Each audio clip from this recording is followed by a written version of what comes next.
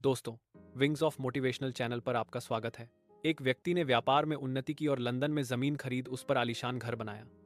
भूमि पर पहले से ही एक खूबसूरत स्विमिंग पूल और पीछे की ओर एक 100 साल पुराना लीची का पेड़ था। उन्होंने वो भूमि उस लीची के पेड़ के कारण ही खरीदी थी, क्योंकि उनकी पत्नी को लीचियां बहुत पसंद थी। कुछ अरसे बाद रेनोवेशन के समय उनके कुछ मित्रों ने सलाह दी उन्हें किसी वास्तुशास्त्र विशेषज्ञ की सलाह लेनी चाहिए। यद्यपि उसे ऐसी बातों पर विश्वास नहीं था, फिर भी मित्रों का मन रखने के लिए उन्होंने बात मान ली और हांगकांग से 30 साल से वास्तुशास्त्र के बेहद प्रसिद्ध मास्टर चाओ को बुलवा लिया। उन्हें एयरपोर्ट से लिया, दोनों ने शहर में खाना खाया और उसके बाद वो उन्हें अपनी कार में लेकर अपने घर की ओर चल दिए। रास्ते में जब भी कोई कार उन्हें ओवरटेक करने की कोशिश करती, वो उसे रास्ता दे देते। मास्टर चाओ ने हंसते हुए कहा, आप बहुत सेफ ड्राइविंग करते हैं। उसने भी हंसते हुए प्रत्युत्तर में कहा, लोग अक्सर ओवरटेक तभी करते हैं जब उन्हें कुछ आवश्यक कार्य हो, इसलिए हमें उन्हें रास्ता देना चाहिए।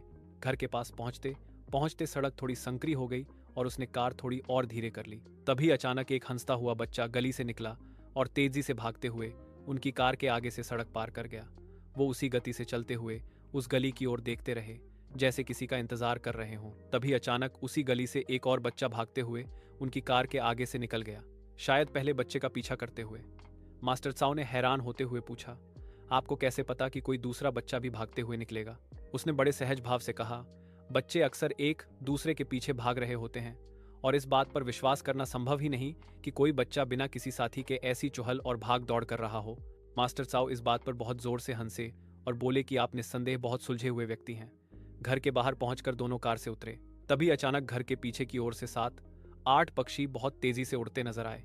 यह देखकर उसने मास्टर चाओ से कहा कि यदि उन्हें बुरा न लगे तो क्या हम कुछ देर यहां रुक सकते हैं? मास्टर चाओ ने कारण जानना चाहा। उसने कहा कि शायद कुछ बच्चे पेड़ से लीचियां चुरा रहे होंगे और हमारे अचानक पहुंचने से डर के मारे बच्चों में भगदड़ न मच जाए। इससे पेड़ से गिरकर किसी बच्चे को चोट भी लग सकती है। मास्टर चाओ कुछ देर चुप रहे, फिर संयत आवाज में बोले, मित्र, इस घर को किसी वास्तुशास्त्र जांच और उपायों की आवश्यकता नहीं है। उसने बड़ी हैरानी से पूछा, ऐसा क्यों? मास्टर चाओ, जहां आप जैसे विवेकपूर्ण व आसपास के लोगों की भलाई सोचने वाले व्यक्ति उपस्थित विद्यमान होंगे, वो स्थान, संपत्ति, वास्तु शास्त्र नियमों के अनुसार बहुत पवित्र, सुखदायी, फलदायी होगी।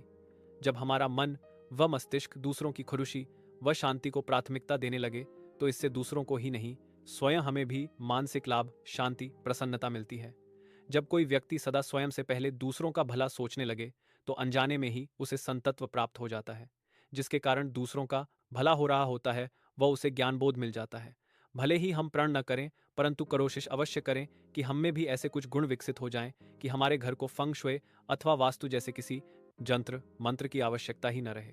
दोस्तों, अगर वीडियो अच्छा लगा हो तो लाइक और सब्सक्राइब करें।